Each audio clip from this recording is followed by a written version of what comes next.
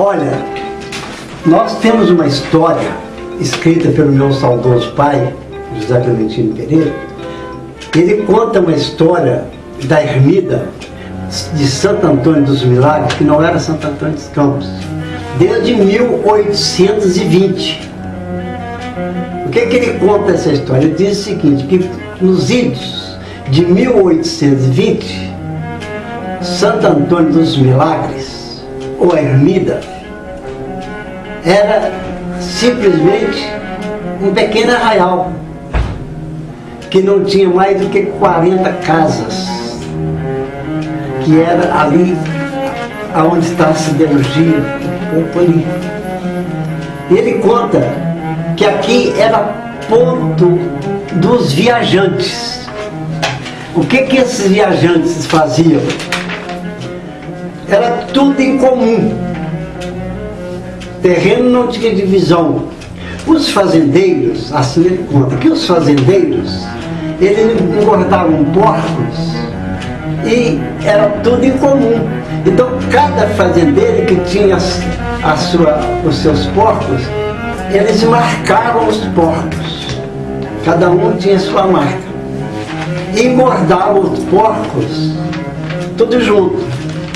Na época, isso é uma história que ele conta, na época então, da matança, eles estavam marcados e eles então dividiam os porcos.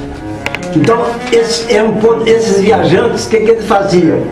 Eles vinham de ali que Santo Antônio Monte, que chamava, era uma patrocínio, ia para também, como chamava o Sabará, né, no Rio das Velhas, aquela região. Então eles levavam os toucinhos no carro de boi ou no dorso dos burros, né, e trazia sal para salgar. Isso que eles faziam isso. Eu vou te contar uma história da ermida, que é o seguinte. O que é a ermida? Pequena capela. É uma capela construída num lugar retirado, soturno que fala, dos eremitas, ermida. Então, aonde está essa capela hoje? Lavapés. Como essa igreja foi construída lá em Lavapés, ela tornou uma ermida. Era uma ermida. Então, nessa época, lá tinha um senhor, ele chamava João Ferreira da Silva.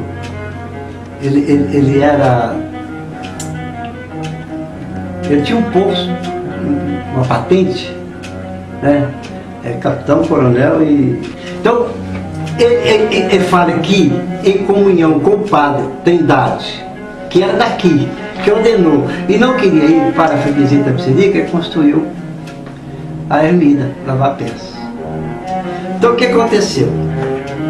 As terras não eram divididas, eram em comum. Então, diz a história que desse João Ferreira da Silva construiu a ermida. Então, quando dividiu as terras, lá fez uma fazenda grande, ficou Fazenda da Ermida. Aquela região ali do Lavapés ali chama Fazenda da Ermida. Tem um córrego que passa um pouco abaixo da capelinha, tá? Então tornou no Ribeirão da Ermida. E esse ribeirão veio pegando afluentes até chegar aqui. Então, em 1911, que construiu a estação, colocar Estação da Ermida. Mas aqui nunca chamou Ermida, é oriundo da igrejinha de Lavapés. Em agosto de 1885, foi nomeado o vigário para a sede do Divino Espírito Santo de Itapecerica. O então padre Fernando Barbosa, sendo que o povo de Ermida de Campos comunicou o vigário a construção do cemitério feito de madeira, 1885, feito de madeira. Ao ponto que, um dia, aqui apareceu um emissário por nome Machadeiro. Esse emissário veio de Itapecerica para verificar o cemitério, que era construído de madeira, né? E acabando que o cemitério de Hermílio de Campos era um cercado sem valor. Era uma parte cercada de reto, né? Era um cercado sem valor. Que tanto assim que era capaz de enterrar sua égua no cemitério. Mas a coisa frigiu, tomou um aspecto terrível. O zelador do cemitério de Hermílio de Campos, o saudoso Duarte Martins Ribeiro da Costa, reuniu com o povo de Hermílio de Campos e combinaram de pegar o tal machadeiro. Assim que o tal emissário sentiu o perigo que estava, saiu espavorido e nem a sua égua viu mais. Padre Fernando Barbosa, vigário da freguesia, cuidou só de desempenhar as missões de um virtuoso sacerdote. Combinando com o povo de Hermílio de Campos, mandou chegar pedras para a construção do cemitério. Meu nome é Maria de Fátima de Oliveira Alves. Nasci em Brasília, Distrito Federal. Moro aqui há mais de 20 anos. Gosto muito de Ermida, né? Gosto das histórias desse lugar. E o que mais me impressionou aqui foi a construção do cemitério. E numa das conversas de comadre, a gente descobriu que aquele lugar ali foi feito por escravos. Então abriu assim uma curiosidade da minha parte para saber dessa história, como que foi feito, né? E então eu fiquei sabendo que foi um fazendeiro que mandou construir, até porque naquela época não usava assim muito aquele serviço de hoje, como serviço foi muito bem feito, que até hoje está aí, por muitos anos. Foi feito com tábuas, né, cercado com tábuas. E, na verdade, eu ouvi falar que uma das criadas dele, que trabalhava na cozinha, de cozinheira, era muito querida por ele, uma pessoa muito amada. Mas, infelizmente, depois de algum tempo ali trabalhando, ela veio a engravidar. E aquela criança nasceu naquele ambiente, era uma criança muito dócil, né? E aquele fazendeiro pegou assim um certo amor, carisma por aquela criança. Então toda vez que ele saía a cavalo, aquela criança, quando já estava andando, saía atrás dele, como querendo dizer: eu vou com o senhor, aonde o senhor for. Mas depois de 5 anos, a criança adquiriu uma doença, e naquela época não havia muito recurso. E aquele fazendeiro procurou de todas as maneiras salvar a vida daquele menino. Mas aquela criança veio a falecer. E o fazendeiro ficou muito emocionado com a partida daquele menino, né, que fazia companhia para ele em vários lugares da fazenda onde ele ia. Então ele resolveu homenagear, na época, com o nome daquela criança.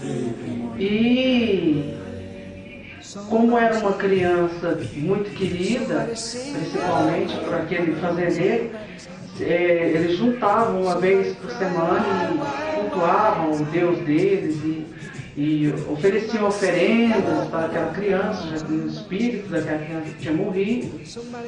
Então se criou um mito naquela época de todas as quartas-feiras, né, ir até o cemitério e ali fazer, eu não sei como é que fala, não sei se é o culto ou alguma coisa desse tipo.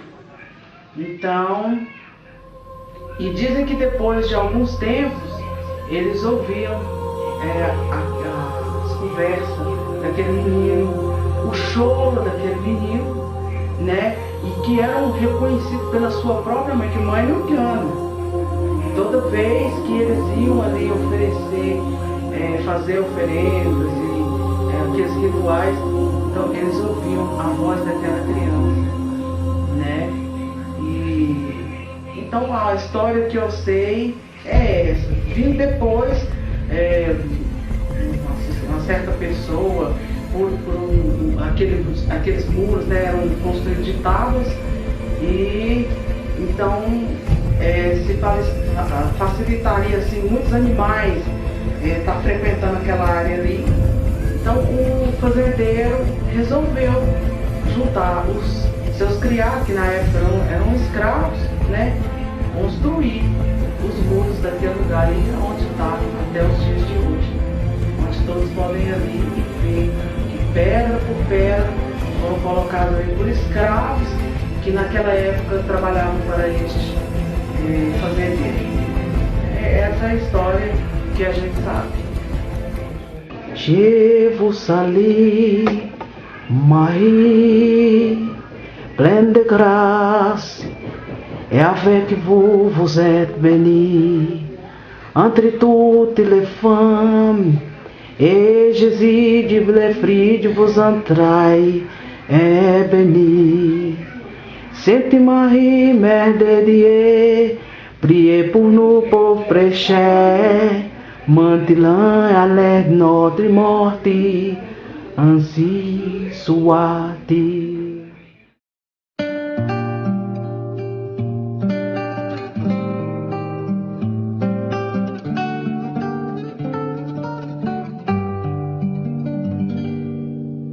Saudamos alegremente a terra amada que nos viu nascer,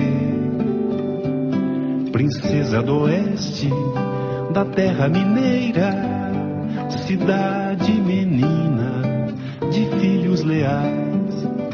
Você, Divinópolis, bem brasileira, das filhas a mais bela de Minas Gerais. Sadio é o civismo que anima a sua gente, que vai ao trabalho, à conquista do pão. E o Itapecerica, suave e docemente, desliza em murmúrio que é quase oração. Cidade esperança, que sonha e anseia por lindo futuro de imensa beleza, em que colha tudo o que hoje semeia, com os olhos buscando a sua grandeza.